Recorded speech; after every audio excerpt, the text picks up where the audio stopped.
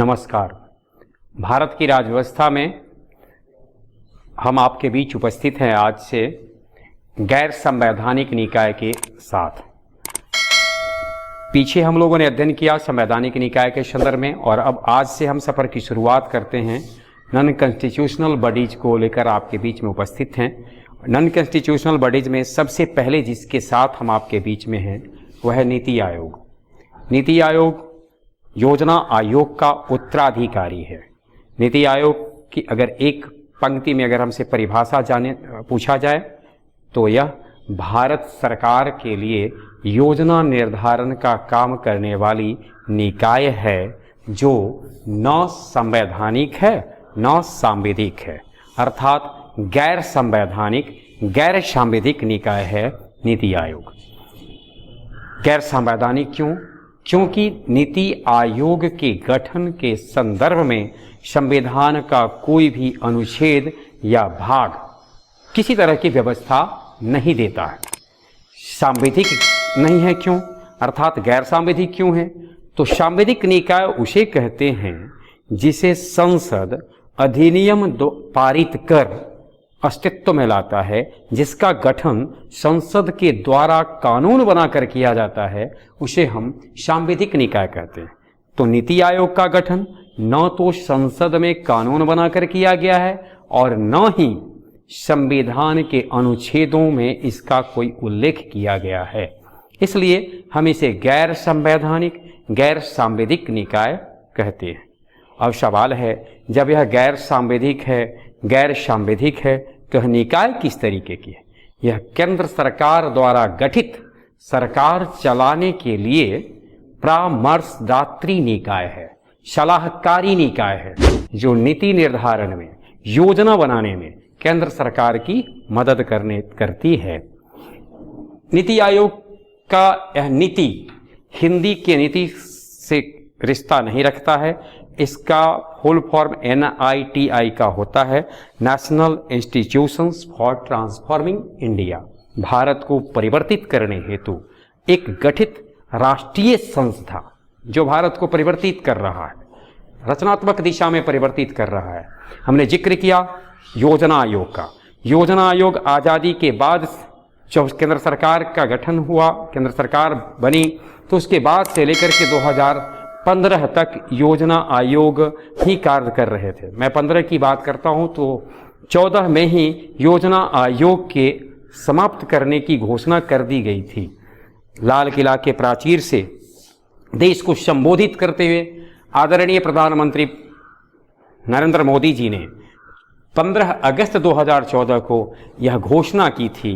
आज़ादी के लंबे समय बाद भारत में जो परिवर्तन हुए हैं, भारत का जो बहुआयामी विकास हुआ है, उन विकासों को और गतिशीलता देने हेतु, उसको त्वरित करने हेतु जिस निकाय की जरूरत है, जितनी ताकत चाहिए, जो बल चाहिए, वह प्राप्त नहीं हो पा रहा है योजना आयोग से।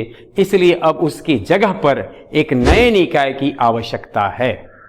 इसको ध्यान में रखते हुए, उसी को ध्यान में रखते हुए उनकी घोषणा के अनुरूप 1 जनवरी 2015 से नीति आयोग अस्तित्व में आया। नीति आयोग के संदर्भ में जो बातें हमें ध्यान में रखना है, 15 अगस्त 2014 को इसके गठन की घोषणा, 1 जनवरी 2015 से इस काम करना शुरू किया, गठन इसका हुआ। National institutions for transforming India इसका फुल फॉर्म है, और यह योजना आयोग का उत्तराधिकारी है, न संवैधानिक है न सांविधिक है, परामर्शदात्री है।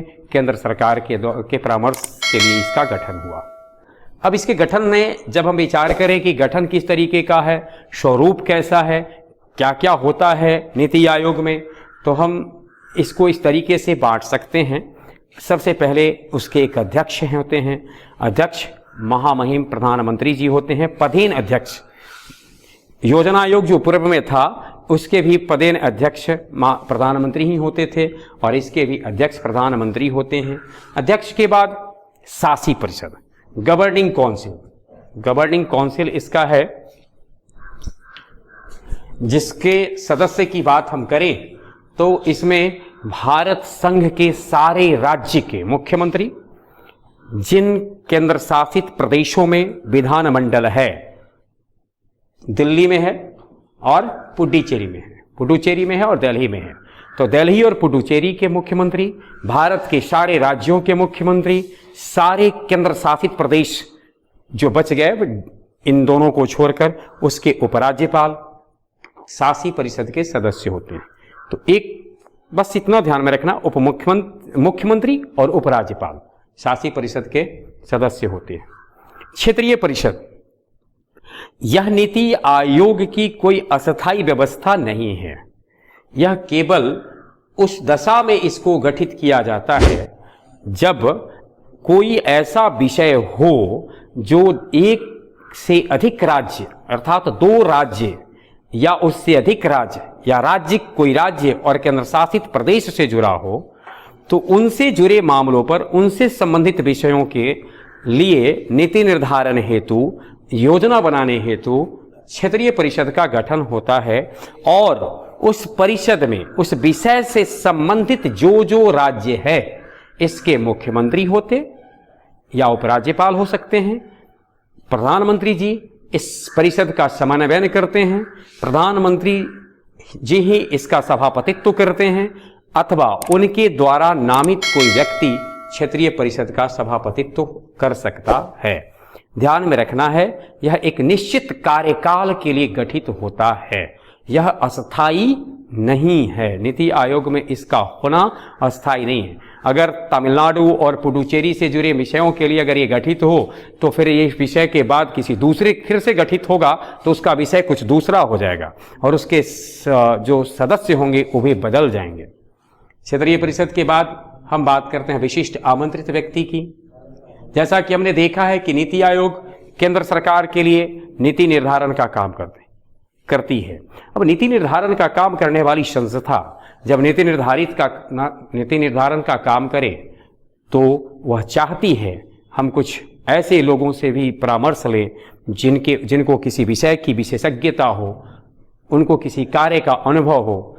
तो अनुभवी व्यक्ति, विशेषज्ञ व्यक्ति, किसी क्षेत्र के ज्ञाता व्यक्ति अथवा जो प्रैक्टिशनर हैं, जिनके पास जो अभ्यास लंबे समय से किसी क्षेत्र में करते आए हैं, उनको नीति आयोग आमंत्रित करता है।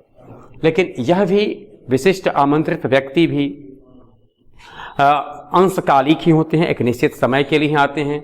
इनके भी कहा नहीं जाएगा कि ये पूर्णकालिक होते। पूर्णकालिक सांगठनिक ढांचा में कौन कौन आते हैं? पूर्णकालिक सांगठनिक ढांचा में हमने अध्यक्ष की बात की। अध्यक्ष के बाद जो आते हैं उसमें एक उपाध्यक्ष होते हैं। उपाध्यक्ष की नियुक्ति प्रधानमंत्री के द्वारा की जाती है।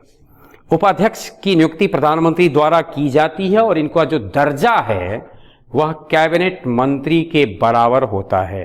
केंद्रीय कैबिनेट मंत्री के बराबर इनका दर्जा होता है।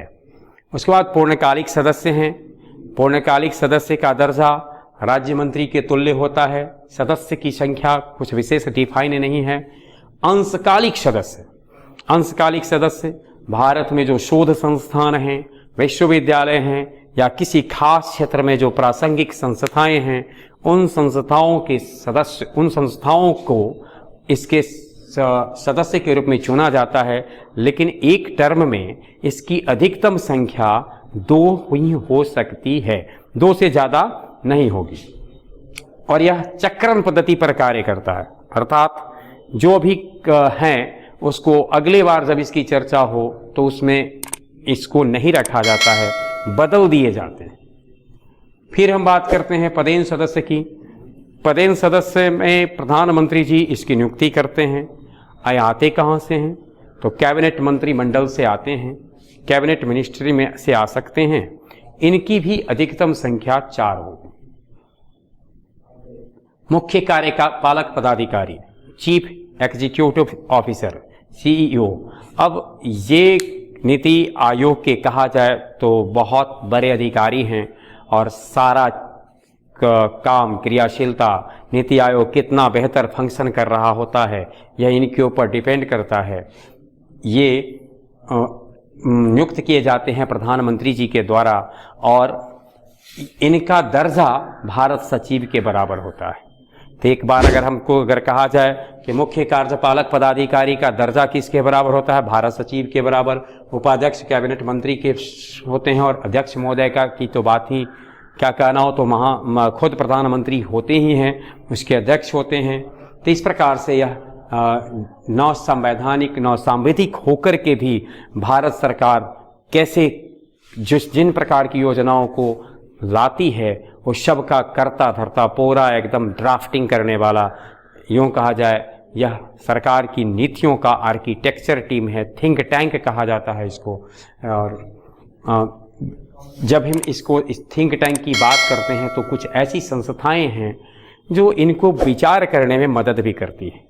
अब जो विचार करने में मदद करने वाली संस्थाएं हैं उस पर अगर एक नज़र हम डालते हैं तो उनमें शोध शाखा है। भारतवर्ष में बहुत ऐसी संस्थाएं हैं जो शोध कार्य से जुड़ी है, विविध तरह के शोध होते हैं, इसलिए नीति के निर्धारण में उन संस्थाओं का अनुभव, उन संस्थाओं की जानकारी बहुत काम आती है और शोध शाखा का परामर्श लेते रहती है नीति आयोग। परामर्शिता शाखा भी है इसके अलावे। और टीम इंडिया शाखा की बात जब हम करेंगे तो टीम इंडिया का अभिप्राय यहाँ क्या है, भारत को अगर एक टीम समझें तो भारत के जितने राज्य हैं उस टीम के एक मेंबर हैं, तो उसके प्रतिनिधि राज्य के मंत्री टीम इंडिया शाखा के मेंबर होते हैं। यह एक संक्षिप्त परिचय है नीति आयोग का। अपने उद्देश्यों को पूरा करने के लिए उसकी एक कार्य पद्धति होगी, तो जिस पद्धति से कार्य करती है और वर्तमान में इसका क्या स्वरूप है, इसे हम जानेंगे अगले वीडियो में। बहुत बहुत धन्यवाद।